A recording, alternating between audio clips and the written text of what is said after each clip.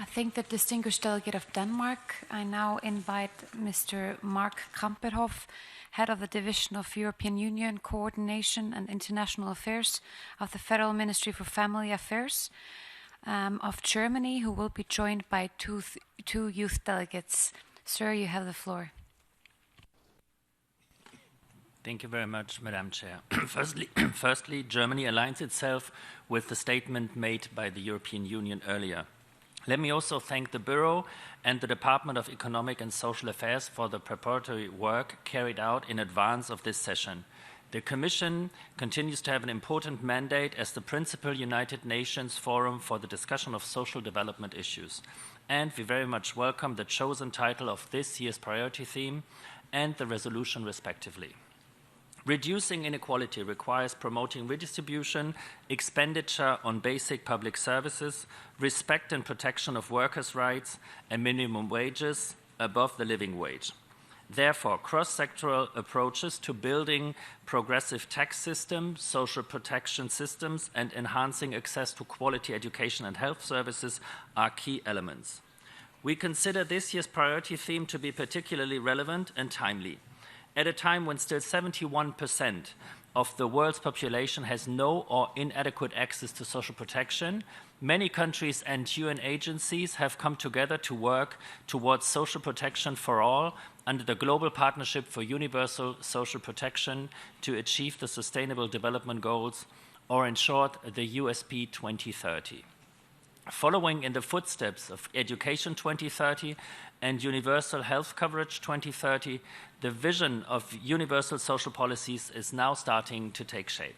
We very much welcome, therefore, this global partnership launched at the UN General Assembly in September 2016, and we continue to be actively engaged as a member of the Interim Steering Committee established last year and tasked to formalize USP 2030 further. It is now time to give this emerging partnership of countries, key international organizations, civil society and trade unions the formal home and legitimization that it needs to grow from the voluntary engagement and campaign of some into a long-term sustainable initiative of many for SDG 1.3. We consider the Commission on Social Development to be a most suitable forum for this purpose, and we would welcome if USP 2030 be included in a future resolution and be provided the broad-based support it needs for its functioning, governance, membership, and activities to be strengthened and sustained. The reduction of inequality is important for sustainable development and the successful implementation of the 2030 agenda in general. It is particularly important for the eradication of extreme poverty as in SDG 1.1 and the principle leaving no one behind. 13 out of 17 SDGs refer to inequality, inclusion, or equitable access to services and resources. In addition, SDG 10 explicitly calls for the reduction of inequality within and between states. The importance of inequality is growing in national and international discussions, and it is increasingly recognized as a global trend and obstacle to sustainable development. Inequality within countries has increased worldwide despite economic growth and a successful reduction of extreme poverty. As announced and as a sign for our good cooperation, I would now like to hand over the floor to our two youth delegates who are going to speak on their own behalf.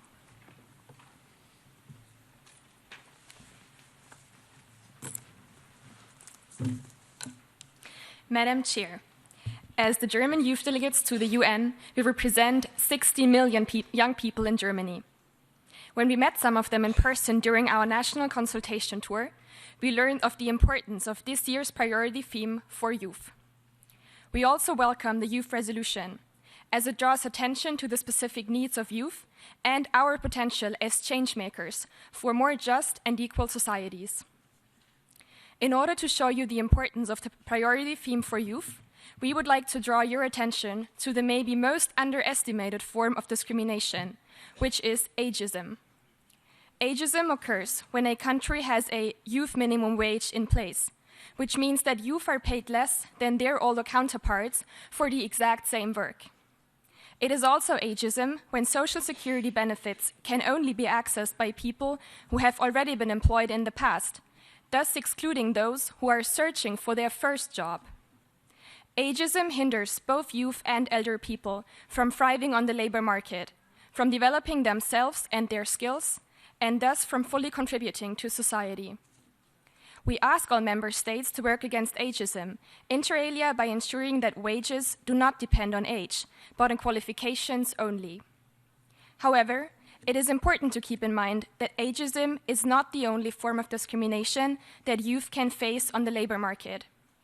Next to our age, we can also be discriminated against on the grounds of gender, religion, and ethnicity. Complete termination of discrimination thus always requires an intersectional approach.